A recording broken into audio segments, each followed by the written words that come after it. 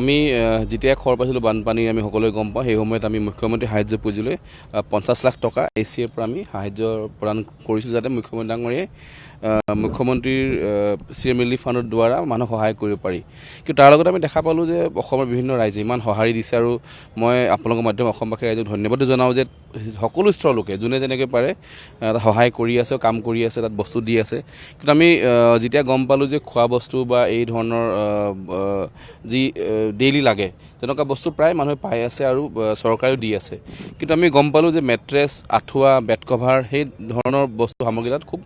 অভাৱ হৈ আছে কাৰণ সকলো তিতি গৈছিল আৰু এইটো মানুহ শুবলৈও মানুহে হয় ধাৰি পাৰি হৈছে বা পকাতে শুব লগা হৈছে সেইকাৰণে আমি অসম ক্ৰিকেট সন্থাৰ বিষয়ববীয়াসকল আমাৰ 3খন এপেক্স কাউন্সিল আছিলে আমি সকলো বিষয়ববীয়া যিহেতু AC আমি 50 লাখ টকা পুঁজি দিয়ে ৰাখিছোঁ কিন্তু আমি বিষয়ববীয়াসকল নিজৰ প্ৰচেষ্টাত আমি সকলোৱে প্ৰায় 20 লাখ মান টকাৰ মূল্যৰ আজি মেট্ৰেছ আমাৰ প্ৰায় 800 মেট্ৰেছ আছে ইয়াত ডাবল ছিংগল মিলাই তেনেকৈ 800 আমাৰ বেডশ্বীট গাৰু আঁঠুৱা কভাৰ তাৰ লগতে আমাৰ অনুপম ডেকা ডাঙৰীয়া আছে তেখেতৰ ইয়াত ORS প্ৰডাকশ্যন হয় প্ৰায় 10,000 মান ORS পেকেট তাৰ লগতে সৰু সুৰা বস্তু মিলাই আমি প্ৰায় 20 লাখ মান টকাৰ মূল্যৰ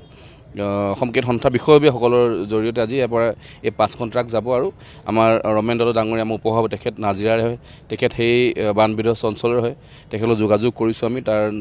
নাজিৰাৰ বিধায়ক ময়ূৰ বৰগোহাঁই ডাঙৰীয়া আছে কাৰণ হায়েষ্ট ডিষ্ট্ৰাকশ্যন নাজিৰা সমষ্টিতে হৈছে যদিও 3খন জিলাতে হৈছে দেখা পাইছোঁ আমি যিসকলৰ একদম একো নাইকিয়া হৈ গৈছে তেনেকুৱা আমি প্ৰায় নাজিৰা সমষ্টি দেখা পাইছোঁ য'ত তেখেতলোক বিধায়ক প্ৰশাসন আৰু আমাৰ ৰমেন দা সকলোৰ আলোচনাত ক'ত দিয়া হয় ডিচিজন তেখেতলোকে লৈছে যেহেতু আমি ইয়াৰ পৰা আমি ক'ব নোৱাৰোঁ কাৰ কেইটা ঘৰ ভাঙিলে সেইকাৰণে লোকেল স্থানীয় বিধায়ক প্ৰশাসন আৰু আমাৰ উপসভাপতি সকলোৱে আলোচনা কৰি আমি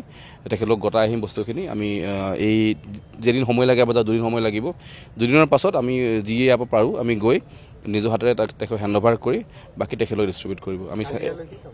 নাজিৰালৈ আমি নাজিৰা সমষ্টিলৈ পঠাইছোঁ কাৰণ আমাৰ আকৌ মই কওঁ আমাৰ উপসভাপতি ডাঙৰীয়া তাৰেই হয় আৰু হায়েষ্ট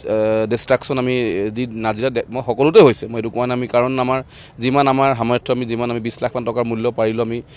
আমাৰ ফালত যোগাৰ কৰিছোঁ কিন্তু গোটেই 4খন জিলাত আমি দিবলৈ সম্ভৱ নহয় চৰকাৰে কৰি আছে কিন্তু আমাৰ ফালৰ পৰা প্ৰচেষ্টাত প্ৰায় 20 লাখ মান টকাৰ মূল্যৰ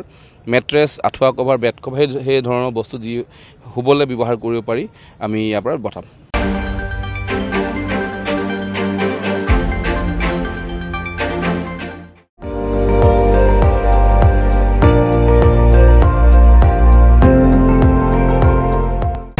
আপুনি চাই আছে ND24 সৰ্বশ্ৰেষ্ঠ নহয় সৰ্বোত্তমৰ দৌৰা